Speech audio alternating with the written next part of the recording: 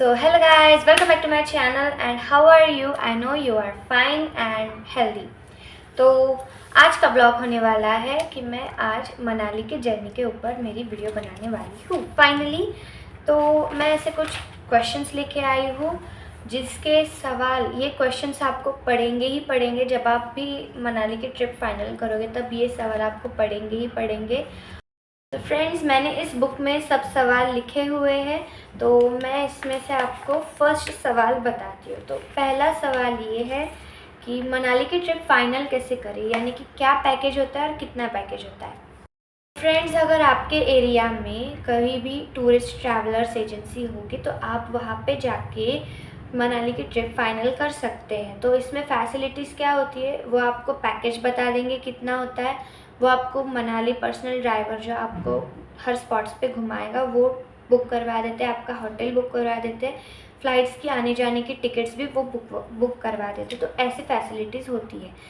तो ये तो हो गया मनाली की ट्रिप कैसे फ़ाइनल करें, तो मैंने बता दिया। अगर आपके एरिया में कोई टूरिस्ट ट्रैवलर होगा तो आप उनसे जाके कहिए, या फिर आप गूगल पे भी मनाली की ट्रिप बुक कर सकते हैं। फ्रेंड्स, सेकंड सवाल आता है हमारा कि मनाली में कहाँ घूमें जिससे आपको मज़ा भी आए और आपके मनाली की ट्रिप बोर भी ना हो। तो मैंने ऐसे कुछ यहाँ पे स्पॉट्स लिखे हैं जो आपको हेल्प करेंगे कि आपको मनाली में कहाँ पे घूमना है। पहले है रोहतांग। रोहतांग ये वही प्लेस है जहाँ आपको हर जगह बर्फ़ मिलने वाली है और यहाँ पे बहुत सारे राइड्स होते हैं, जैसे स्कीइंग, ट्यूब राइड, और आपको यहाँ पे हॉर्स राइडिंग भी मिलेगी। रोहतांग तक आप टूरिस्ट बस से या फिर आप कैब भी करके पहुँच सकते हैं रोहतांग तक, या फिर आपने अगर पैकेज लिया होगा तो आपको आपका मनाली ड्राइवर ही आपको वहाँ तक पहुँचा देगा। अगर आपको मनाली में खुद से जाना है फ्रेंड्स, तो आपको रोहतांग तक जाने के लिए कैब पकड़नी ही होगी। कैब में सबसे सेफ़ आपको ऑप्शन बता रही हूँ कि कैब ही सबसे सेफ़ है, क्योंकि बस में भी बस मडी स्टेशन तक ही पहुँचती है शायद से, मुझे इतना तो पता नहीं, क्योंकि हमने कैब ही प्रेफर की थी। मतलब हमारा जो मनाली ड्राइवर था उन्होंने हमें पहुँचाया था वहाँ पे। तो मैं आपको कैब ही रिकमेंड करूँगी, कैब ही सजेस्ट करूँगी, क्योंकि वो सबसे सेफ़ होता है। और मनाली में इतने नेचर के खेल होते हैं, जैसे कि पत्थरें गिरना, कहीं भी पत्थर गिर जाता है। हम जब रोहतांग तक गए थे तो मैंने वीडियो में भी बताया था मेरे कि रोहतांग में पत्थर वगैरह गिर गया है, वहाँ पे प्रॉब्लम हुआ था और पूरा ट्रैफिक जाम हुआ था। सेकेंड बेस्ट प्लेस है फ्रेंड्स हमारी सोलांग वैली। अगर आप सर्दियों में सोलांग वैली जाना चाहते हैं, आपको सोलांग वैली से बेहतर प्लेस और कहीं नहीं मिलेगी। वहाँ पे हर तरह के राइड्स होते हैं, जैसे पैराग्लाइडिंग, रोपवे, याक राइडिंग, हॉर्स राइडिंग और एटीवी राइडिंग भी होती है। और अगर आपके छोटे छोटे बच्चे होंगे तो वो वहाँ पर खेल लेंगे। वहाँ पे उनको अलग से मतलब मिकी माउस वगैरह होते हैं खेलने के लिए, वो होता है। और वहाँ पे शॉप्स भी है जहाँ पे आप नाश्ता या ब्रेकफास्ट अपना कर सकते हो। हमारा थर्ड बेस्ट स्पॉट है अंजनी महादेव मंदिर। ये सोलांग वैली में ही है। तो अगर आप वहाँ तक जाना चाहते हो तो आपने जिस कैब को बुक किया है आप उसी कैब से अंजनी महादेव मंदिर तक भी जा सकते हैं। अंजनी महादेव मंदिर तक जाने के लिए हमें एटीवी राइड होती है या तो फिर हॉर्स राइडिंग होती है। वहाँ का रास्ता थोड़ा बहुत ख़राब सा है, तो उसमें ऑफ रोडिंग करने में बहुत मज़ा आता है। कृष्णा ने भी की थी, मैंने वीडियो में वो भी दिखाया है, तो आप प्लीज़ जाके वॉच करना, आपको बहुत मज़ा आएगा।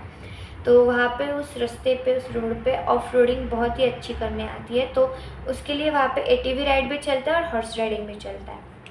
फ्रेंड्स, अगर आप अंजनी महादेव जाते हो तो वहाँ पे आपको एटीवी राइड तो ज़रूर करना, बहुत मज़ा आता है। वो अंजनी महादेव मंदिर इतना ब्यूटीफुल है कि आपको वहाँ से वापस आने की इच्छा ही नहीं होगी, इतना ब्यूटीफुल है।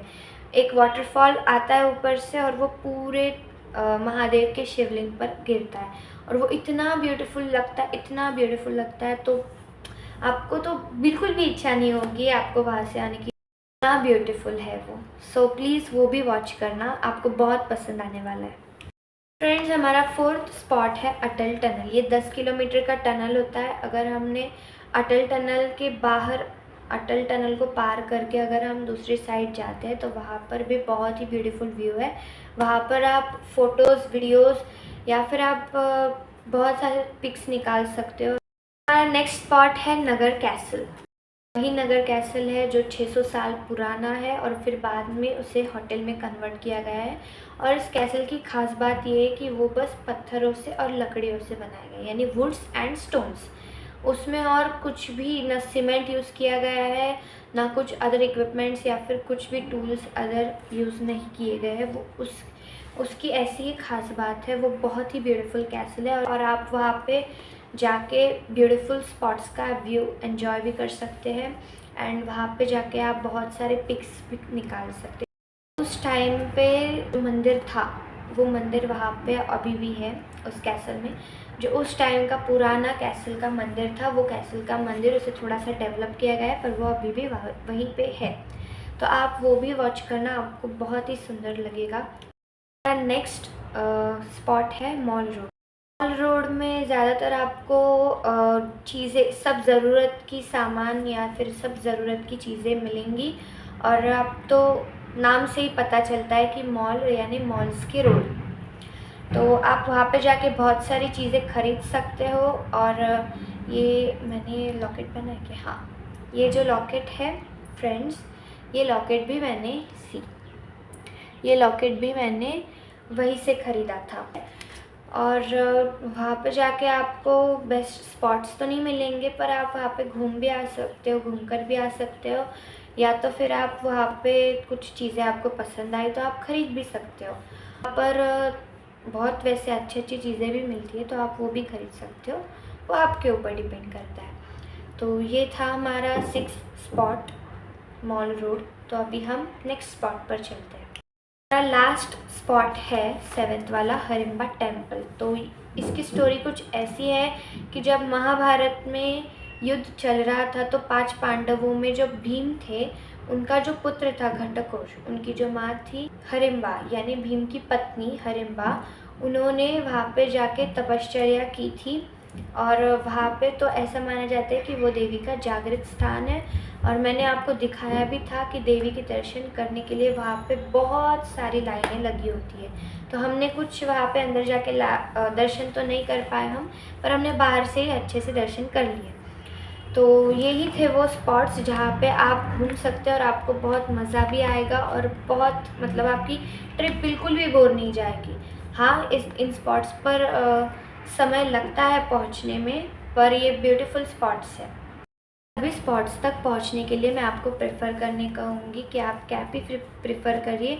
आपको अगर बस भी प्रेफर करनी है तो आप कर सकते हैं, आपके ऊपर डिपेंड करता है कि आप कैब कर सकते हैं या फिर बस कर सकते हैं। तो सोलांग वैली, अटल टनल, नगर कैसल, मॉल रोड और हरिम्बा टेम्पल तक, इन सब स्पॉट्स तक आपको बस पहुंचा सकती है और कैब भी पहुंचा सकती है। बस ये दो बस है, ये दो ऐसे स्पॉट्स है, रोहतांग और अंजनी महादेव मंदिर, जहाँ पे आपको कैब तो करनी पड़ेगी या तो फिर आपको एटीवी राइड करनी पड़ेगी। रोहतांग तक जाने के लिए आपको कैब करनी पड़ेगी और अंजनी महादेव मंदिर तक जाने के लिए आपको एटीवी राइड करनी पड़ेगी। ठीक है, तो ये थे वो स्पॉट्स। अगर आपको ये स्पॉट्स पसंद आए तो मुझे कमेंट में बताना। तो चलते हैं अगले सवाल की तरफ। लास्ट क्वेश्चन आता है कि क्या करना चाहिए, पैकेज लेना चाहिए या खुद से जाना चाहिए? क्या आप पैकेज ही लो। पैकेज में आप सेफ़ एंड सिक्योर वहाँ तक पहुँच सकते हैं। और अगर पैकेज नहीं भी है यानी खुद से जाना चाहते हैं आप, तो आप खुद से जा सकते हैं, पर आपको फ़्लाइट्स की टिकट खुद ब खुद बुक करनी पड़ेगी, जिसका अलग से खर्चा होता है। और आपको कैब के अलग से पैसे देने पड़ेंगे। इक्वली दोनों का सेम ही खर्चा होगा, 1 से 2 लाख तक ही खर्चा होगा आपका। तो कि आप पैकेज लो, क्योंकि पैकेज में सब कुछ आपको फैसिलिटीज़ ठीक से और अच्छे से मिल जाएंगी।